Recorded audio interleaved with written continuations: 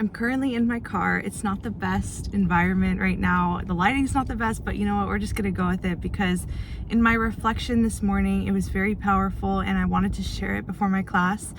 I'm gonna be sharing with you two parts of my morning reflection. Part one is my insight on nature and humans and the bond that we're missing out on in today's world. And then part two is for women, my observation from my bouquet of flowers in my room. So right now, I'm in a season of my life where I'm really trying to connect back with nature, not in a way where it's like, ooh, nature girl, flower child, like it's deeper.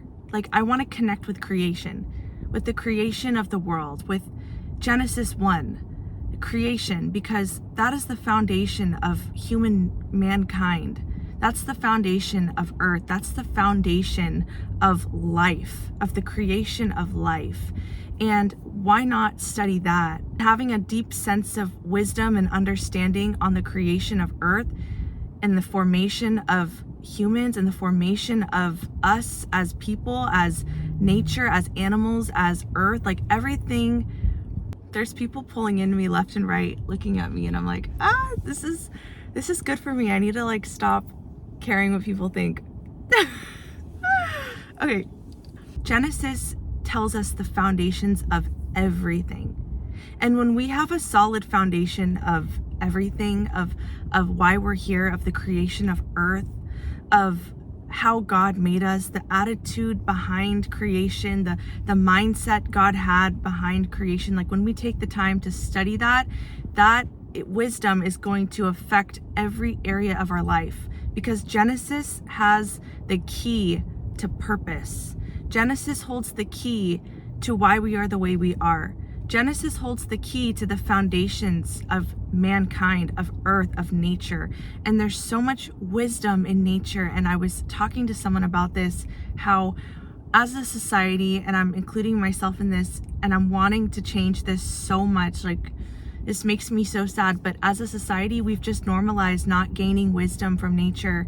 We just see nature as like, it is there. It's just there. It's pretty to look at. Sticks and stones and trees and birds, they're all there. You know, like we just don't seek wisdom from nature. It's been so underappreciated, undervalued, and not sought wisdom after for so many years. But nature is where God lives. God created this earth. Nature is where God has expressed himself.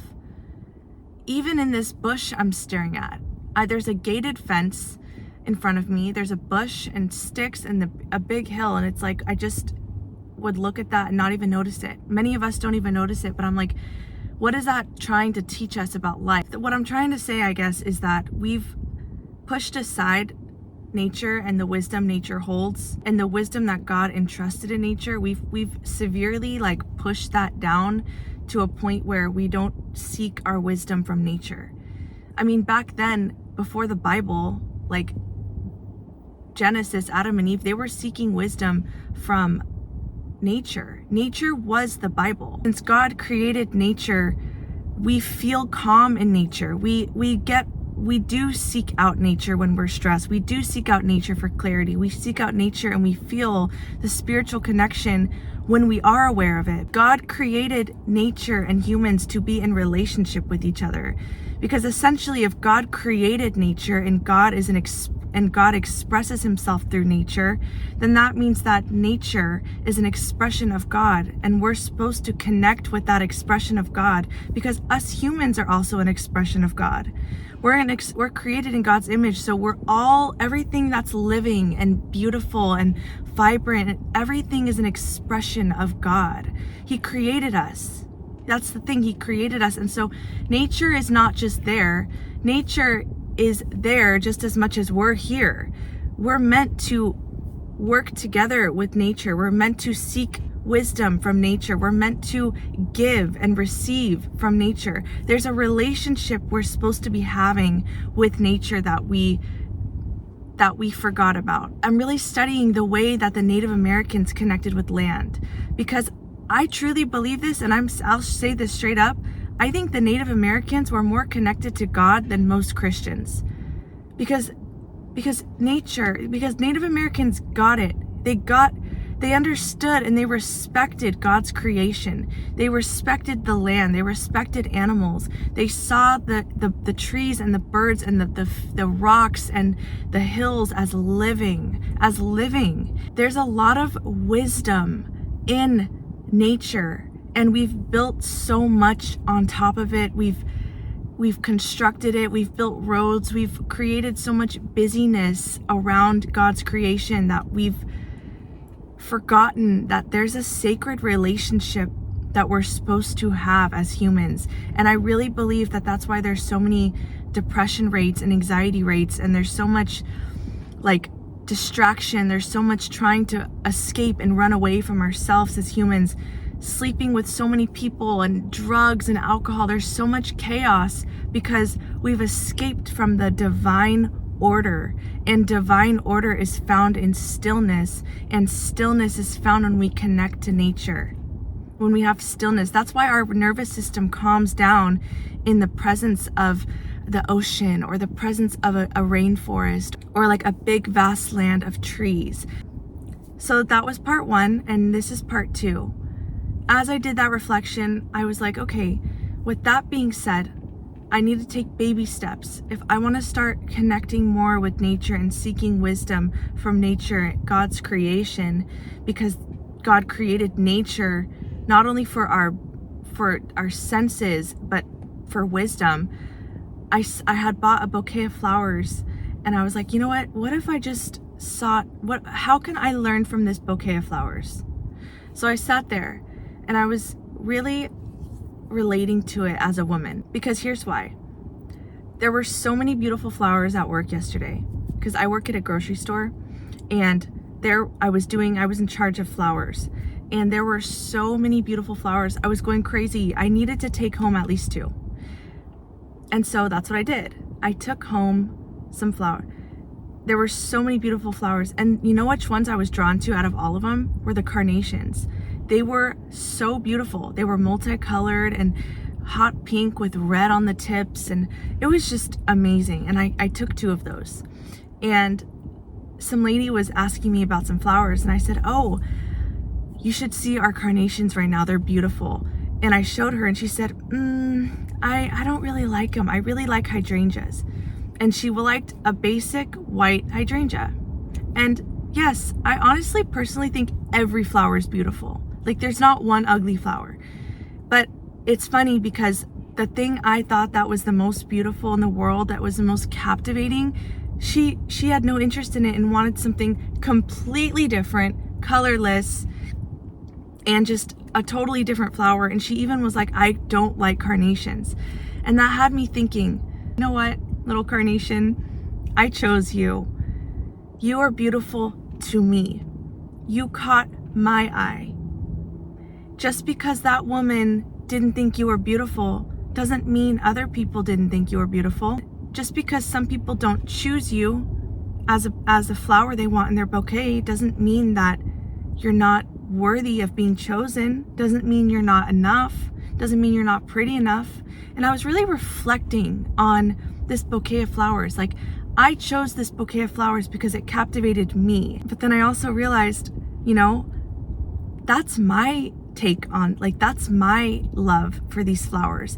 There's a woman out there, there's people out there that would think my bouquet of flowers is so ugly because it's all multicolored, and maybe they want more white. Maybe they want red roses and that's all they like. There's a preference for every single person out here, just like for us women.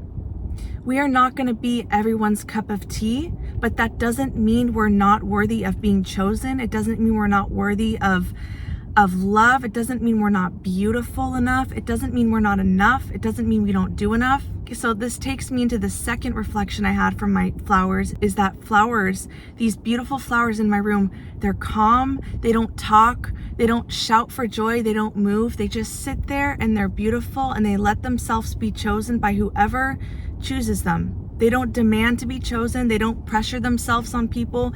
The essence of a flower is just being in yourself, is just being. The essence of being a flower is being. They don't demand anything from you.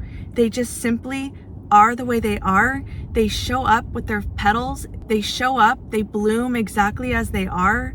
The colors that come up for them, that's who they are as a flower.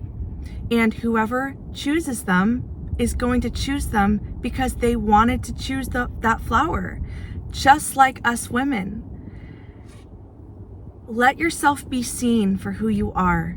You don't have to dim your light. You don't have to hide yourself from people so you can be chosen by someone. Lay out your cards. Bloom. Show who you are. Show your colors. Express who you are. Express who God made you to be. Just like how those flowers express themselves, how God created them. They don't hide. They have to bloom. They bloom into the colors they were meant to be, and they're outright just ready to be chosen.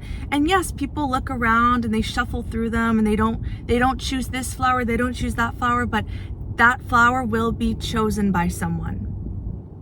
At the end of the day, that flower will be in someone's vase because someone saw it and they wanted it. And so with us women, we don't have to make ourselves be choosable. We don't have to make ourselves be anything for anyone. All you have to do is continue to focus on who God made you to be, continue to focus on the beauty He gave you, and really being in your body, being in yourself, not demanding that someone chooses you, not demanding or hating yourself for not being chosen by someone you want. Be in yourself, love who you are, express who you are, and express who God made you to be. And the things that you are meant to have, you will draw in, not because you're demanding it, not because you're shouting and screaming for it, not because you're desperate for it, but because you just being yourself, drew in exactly who you were meant to be with, the opportunities you were meant to have.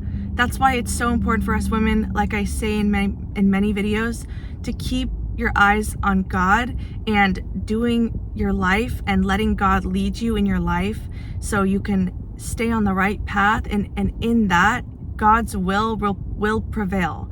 And while you're doing your life, while you're doing your purpose, while you're connecting to God and God is taking you on your purpose and on your journey, the people and the places and the things and the opportunities that are meant to be in your path will happen.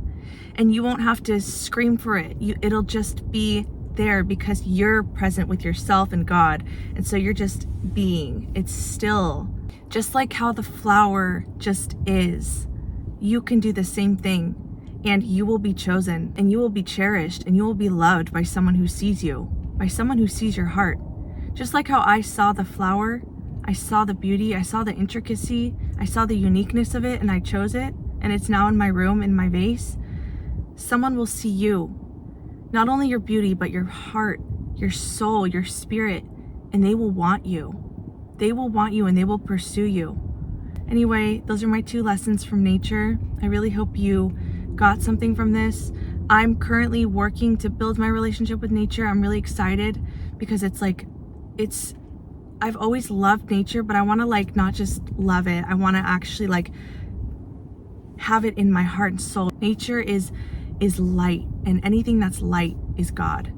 So I'm really just excited to see where this journey is going to take me. Thank you for watching. I really appreciate it. Have a wonderful day today.